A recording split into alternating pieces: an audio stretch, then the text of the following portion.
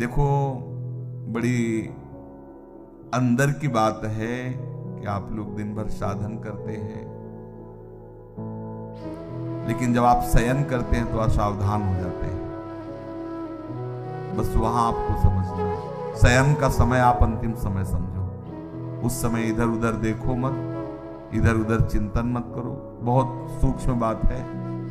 आपकी रात पवित्र जाएगी, आपकी रात भजन में जाएगी, आपकी रात प्रकाश में होगी, अंधकार में नहीं होगी। और ये गुरु कृपा से प्रारंभ में ही बात डाल दी गई थी कि सोने के समय जरूर बैठना है, शयन करने के पहले हमें बैठना है।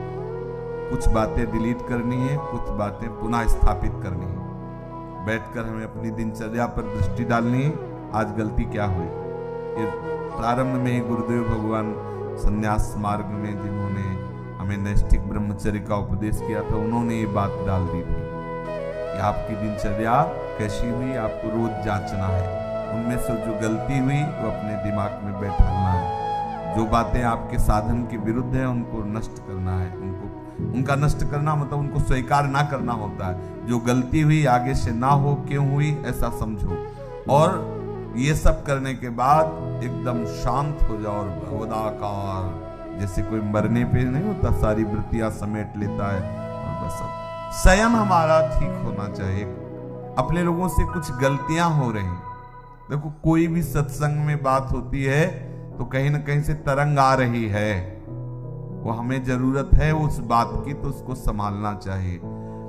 अगर आप एकाग्रता पूर्वक सत्संग सुनेंगे तो आपको कभी प्रश्न नहीं करना पड़ेगा।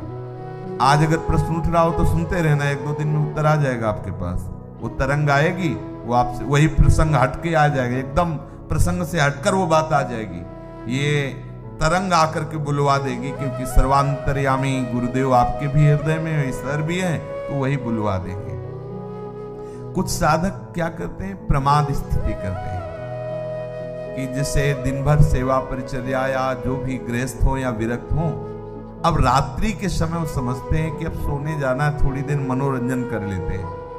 तो मोबाइल है, टीवी है या मानसिक है, वो इधर उधर मन को, और फिर शयन करते हैं। उनकी रात पूरी अंधकार में काल रात्रि हो जाती है, साधन को नष्ट करने वाली बन जाती है और अशांति। सुबह वो निरुत्साहित उठते हैं, सुबह वो खोए हुए उठते हैं, सुबह वो अपने को अधूरा पाते हैं, उत्साहहीन। अब वो केवल बनावटी रह जाता है, आंतरिक खोखले हो जाते हैं। इसलिए आप रात्रि को संभालिए, रात्रि को संभालिए। शयन के समय आप बहुत सावधान रहिए, तो सुबह आपका संभल जाएगा। सुबह संभल गया तो पूरा दिन संभला रहेगा, रात्रि संभल गई तो पूरा जीवन संभला रहेगा। बहुत ही एकांतिक वार्ता है।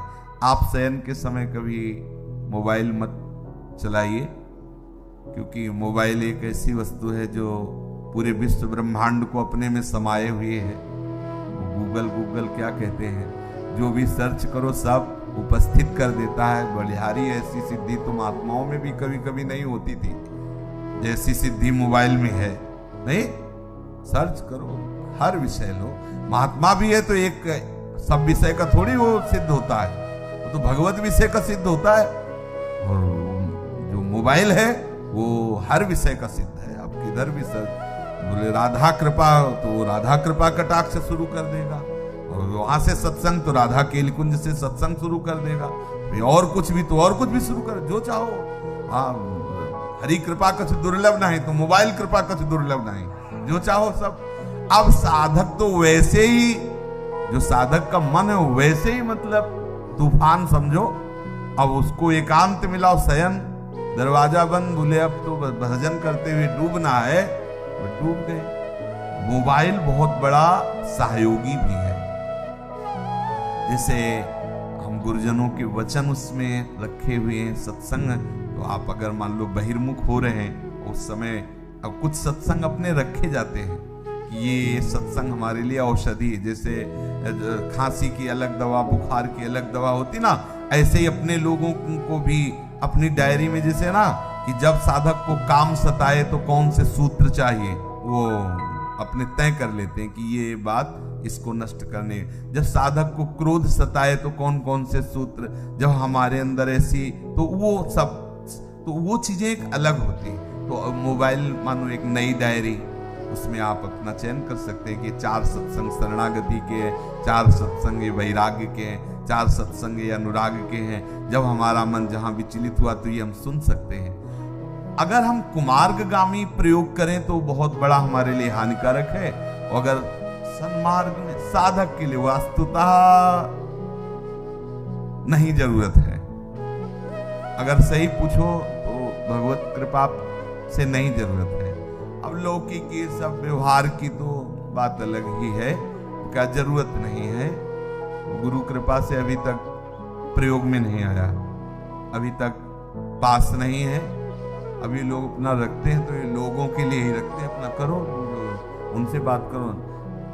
अपने पास नाम रूपी मोबाइल है, उसको सर्च करो, जिसकी जानना चाहो जान सकते हो, जो जानना चाहो जान सकते हो।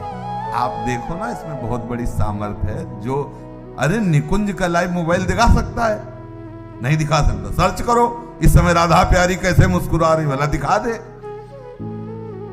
राधा प्यारी कैसे, ये राधा नाम सर्च करो, आपको दिखा दे। राधा राधा राधा राधा राधा। भाई ये शयन के समय कुछ साधक गड़बड़ी करते हैं, चाहे गृहस्थ हो चाहे विरक्त हो। आपके पास मोबाइल है, आपके कमरे में टीवी लगी हुई है, मान लो आप गृहस्थ हो, आप ऐसा सब, तो आप शयन को संभाल लीजिए। शयन में गंदी बात नहीं होनी चाहिए, गंदे दृश्य नहीं होने चाहिए। ये जो गृहस्थी में संतान उत्पत्ति की भी बात है, वो एक संयम से है, शास्त्र संयम से है। वो केवल भगवत आराधना मात्र है, अपनी वासनाओं की पूर्ति के लिए नहीं। वासनाओं की पूर्ति के लिए कहीं भी कोई बात नहीं शास्त्र आज्ञा करता, अपनी आराधना की पूर्ति के लिए है। ये भी एक आराधना है गृहस्थ धर्म में।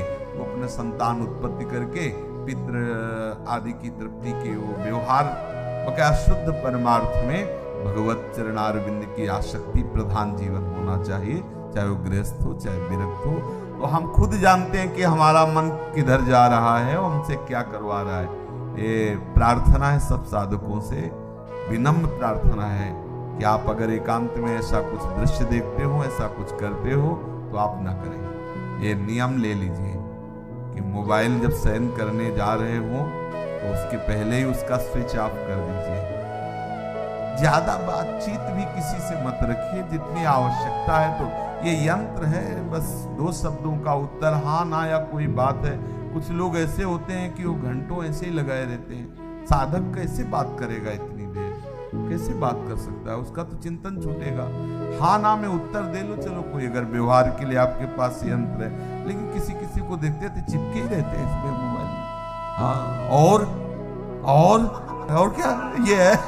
छोड़, नाम जप कर, भगवत चिंतन कर, लीला कथा में डूब, ये क्या और उसमें लगे हुए हैं। हाँ, सावधान रहिए इन यंत्रों से। जितना हमें आवश्यक हो, वैसे बिल्कुल आवश्यक नहीं है, लेकिन आवश्यक हो। आप दूर देश में रहते हैं, दूर रहते हैं, भगवत कथा आदि के लिए नाम न छोड़ो। और शयन के समय नाम में, भले 1 मिनट बाद आप सो जाते हैं, लेकिन नाम का ध्यान करो, उसका फल होगा। आप नाम के ध्यान में ही जगेंगे। देख लेना, ये मतलब अनुभूत विषय है। अगर नाम में आप डूबते हुए शयन कर रहे हैं तो आप जागेंगे नाम। और नाम में जो डूब कर शयन करता है वो लीला में जाता है, वो भी निद्रा में नहीं जाता। तो पक्का समझना।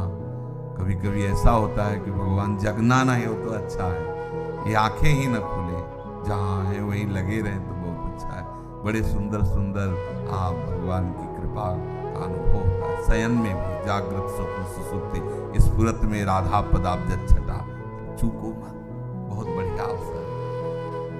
अगर आप इन बातों को ध्यान देकर सुनेंगे तो ये हृदय की बातें हम कहते हैं।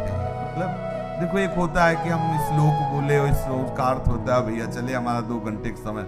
हमारा केवल यही उद्देश्य है, आप सुलझ जाओ, हम आप सुलझ करके अपने प्रभु के मार्ग में सच्चाई से चलें, सच्चाई से प्रभु को पुकारें और ये जीवन लाडली लाल के चरणों में अर्पित हो जाए। इतने उद्देश्य। अपने लोग न विद्वान है और न अपनी कोई दिनचर्या में वो है कि भाई प्रवचन करना है।